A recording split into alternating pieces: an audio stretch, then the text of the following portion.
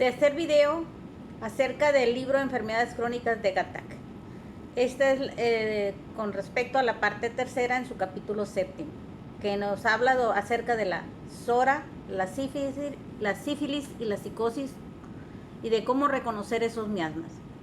Para tratar las enfermedades crónicas es necesario tener un conocimiento abundante sobre los miasmas crónicos, como son la SORA, la sífilis y la psicosis. Para lograrlo, es indispensable entender primero lo que se llama enfermedad aguda, en la que se requiere conocer los síntomas de la enfermedad, es decir, los síntomas mentales, generales y particulares. O sea, la personalidad de la enfermedad y aplicar el remedio indicado para el caso. En el caso de las enfermedades crónicas, debemos tener amplio conocimiento de los tres miasmas crónicos, porque de ellos sobrevienen las enfermedades llamadas crónicas.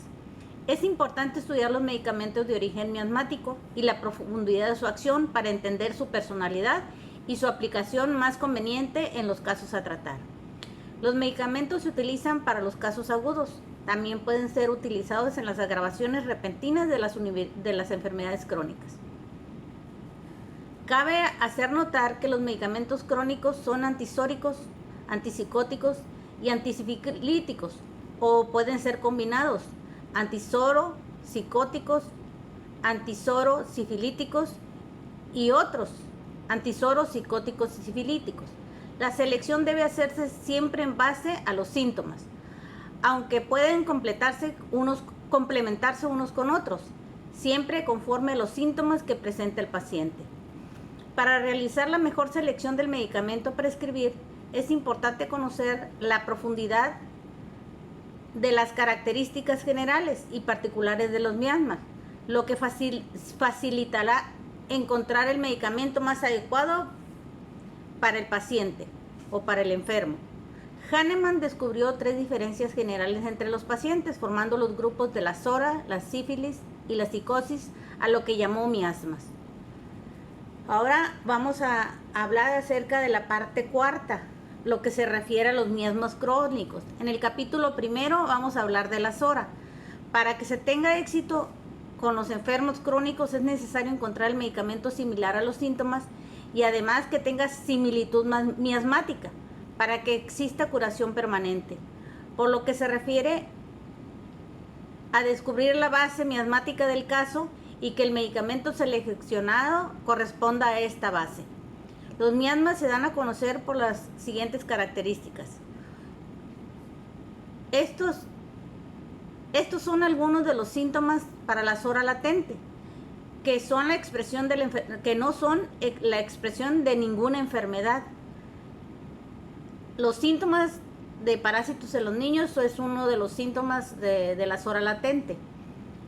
Las anormalidades del apetito, los excesos o la escasez, la inquietud mental sin causa aparente, la epistaxis en niños y jóvenes y frecuentes tendencias a esta, el flujo nasal por la más pequeña exposición o sin causa,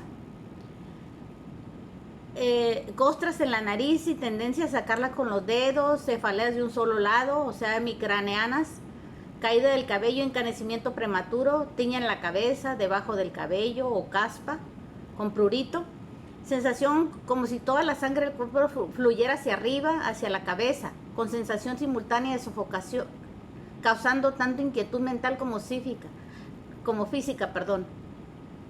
Todos los desórdenes menstruales, anormalidades del sueño,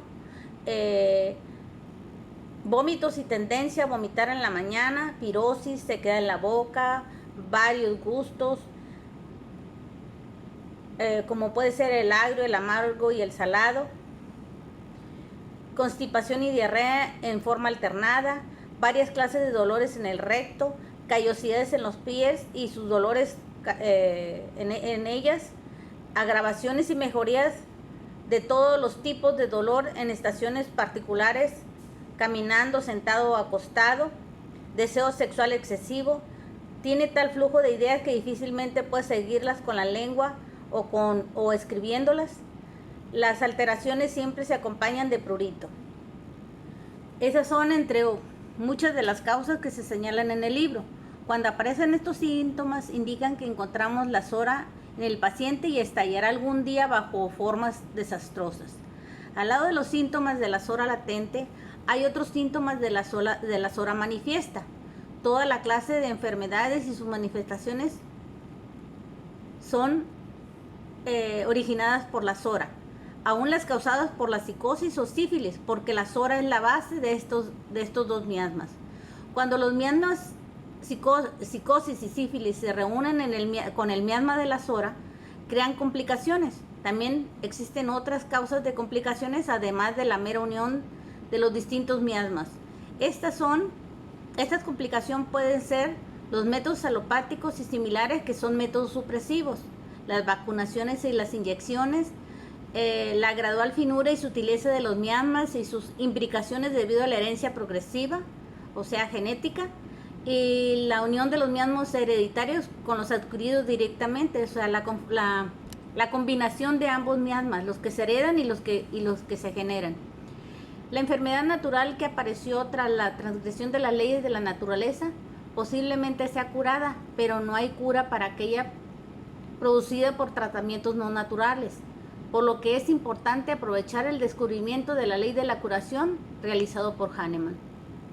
Además, existe otra clase de complicaciones, que es la que fue traída por el hombre en su desesperada lujuria, desarrollando en forma rápida los ovarios o desarrollando jóvenes con hormonas.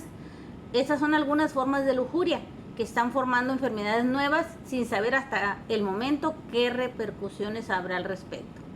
Para entender a la SORA es necesario estudiar desde la parte más interna hasta su exterior en el hombre, considerando que la mente es inquieta en su pensamiento, sentimiento y voluntad. Jamás se está satisfecho, jamás tiene quietud. Esta inquietud le trae agudeza en la inteligencia, sensibilidad para poder entender fácilmente lo que no se puede aprovechar, porque su inteligencia es perversa y miedosa.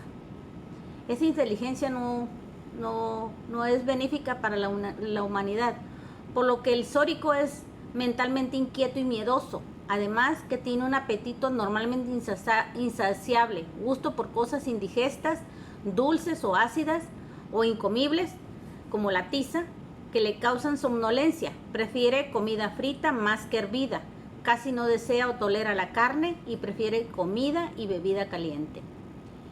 En la cabeza puede sentir vértigo y cefaleas de varios tipos, que empeoran y mejoran con el curso del sol. Estas mejoran en reposo, por aplicaciones calientes o por el sueño.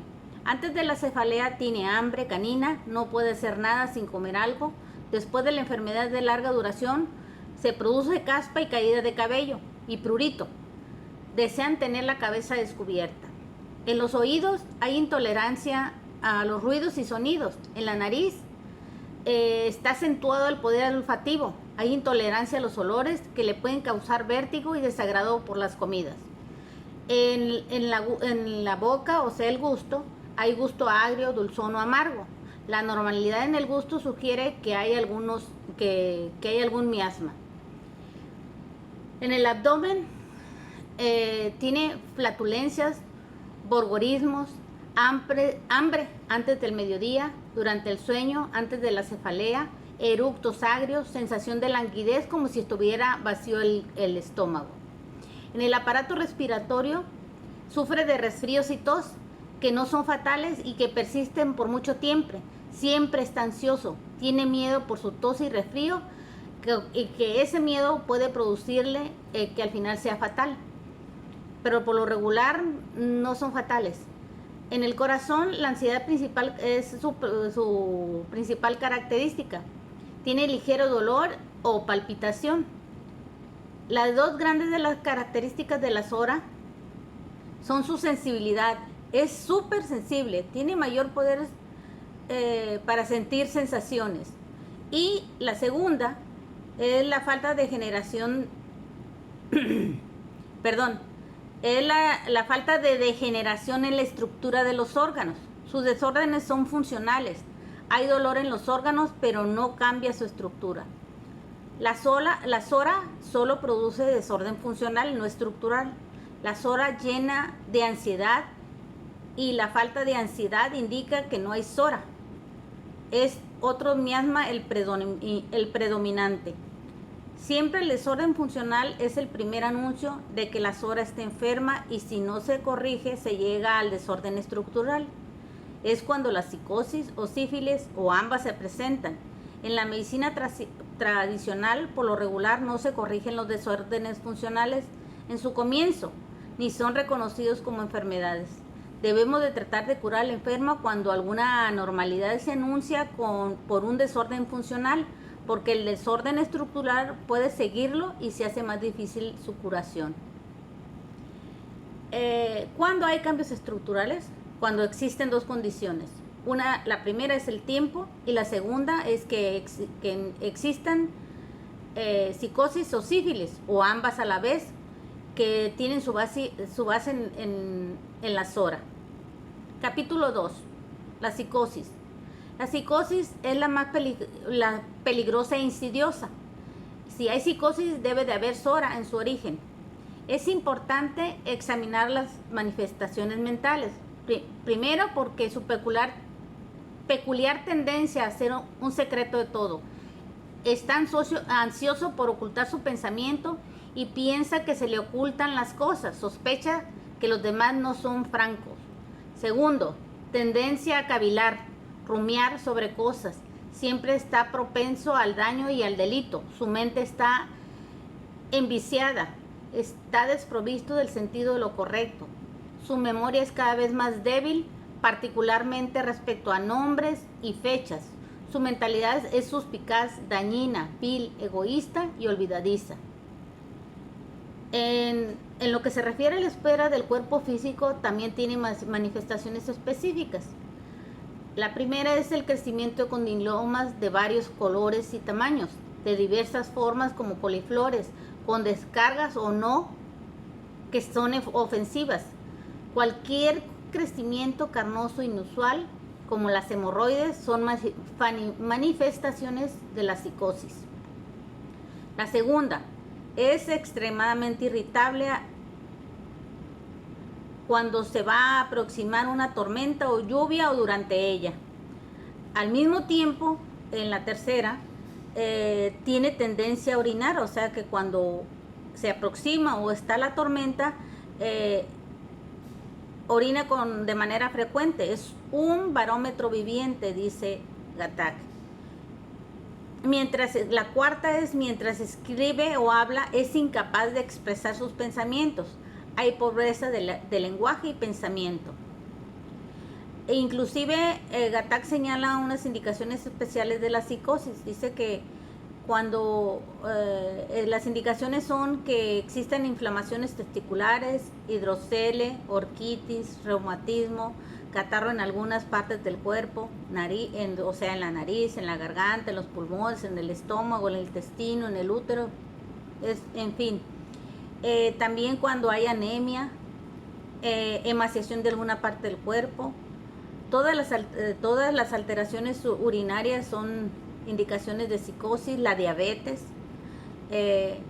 todas las alteraciones uterinas y ováricas, problemas dentales en niños, sudor de cabeza, diarrea agria y diarrea infantil. Ahora vamos a hablar acerca del capítulo 3, que es acerca de la sífilis. Cuando la sífilis es recién adquirida y es suprimida por algún método, esta se dirige hacia el interior del sistema, resultando en una infección miasmática en toda la personalidad de la víctima. O sea, la persona está enferma de manera completa, no en una parte. A veces reaparece como bubones malignos, luego en forma de abscesos y furúnculos. Al final, destruye tejidos más importantes como membranas mucosas y huesos. La sífilis implanta su característico daño en la mente, generando imbecilidad lenta y gradualmente. Existen las manifestaciones más importantes de la sífilis, que son, primero, abscesos y furúnculos malignos, aliento y sudor fétido, cara gruesa y floja con una cobertura blanca e impresa la dentadura en sus bordes. El sudor, en vez de aliviar los sufrimientos del sifilítico, solo lo agravan. Hay dolores óseos severos y estos se empeoran a la noche con el calor de la cama. 2.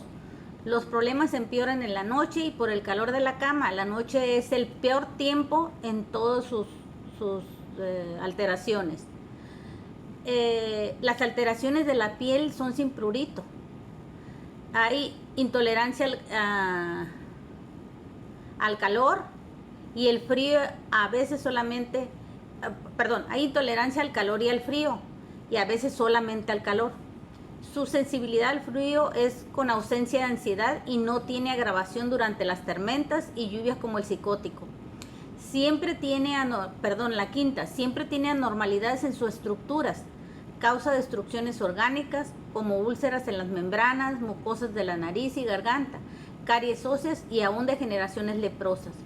Sexta, tiene impulso irresistible a suicidarse, atentando contra la vida que es lo más preciado para los seres humanos. 7. Hay idiocia, o sea, idiotez. Tiene toda rapidez mental desaparece. Se hace una incapacidad gradual para entender cosas y lo hace malhumorado. La mente se desarrolla lenta, como paralizada. 8. Se agrava a veces por las excreciones normales como el sudor, la orina, las deposiciones. 9. Las ulceraciones en ojos, oídos, nariz, etcétera, en su mayoría son de tipo sifilítico. 10. Aversiones a la carne, prefiere comidas y bebidas frías, no le gustan calientes. Los derivados de animales no los tolera. 11. La acción de la sífilis en las estructuras raramente es independiente, por lo regular va en conjunción con la SORA, por eso son tan poderosas sus manifestaciones. Acarrea en su proceso insidioso la destrucción de los órganos, membranas, huesos, por su poder gradual sobre la energía vital, debilitando su resistencia. En la cabeza, la cefalea se agrava por el calor, por el reposo, por estar acostado o por dormir. Desea fresco, está mejor por el frío, caminando al aire libre y antes de dormir. Tiene un sudor profuso con olor fétido. Los ojos, en la misma circunstancia, se agravan por la noche, por el calor de la cama, por el calor, por estar acostado, por el sudor, mejoran de día por el frío, por el reposo y por lavarlos. Por último, debemos recordar, la SORA es súper sensible física y mentalmente. La psicosis es sensible a los cambios barométricos y la sífilis es más débil en sensaciones que los otros dos miasmas. La SORA hace la mente sobreactiva, la psicosis malactiva y la sífilis inactiva. La SORA es rápida, la psicosis es mala y la sífilis lenta. El sórico, es inteligente, el psicótico dañino y el sifilítico idiota. Y por último, con las excreciones la SORA mejora. La psicosis algunas veces mejora y la sífilis jamás mejora con las excreciones. Gracias.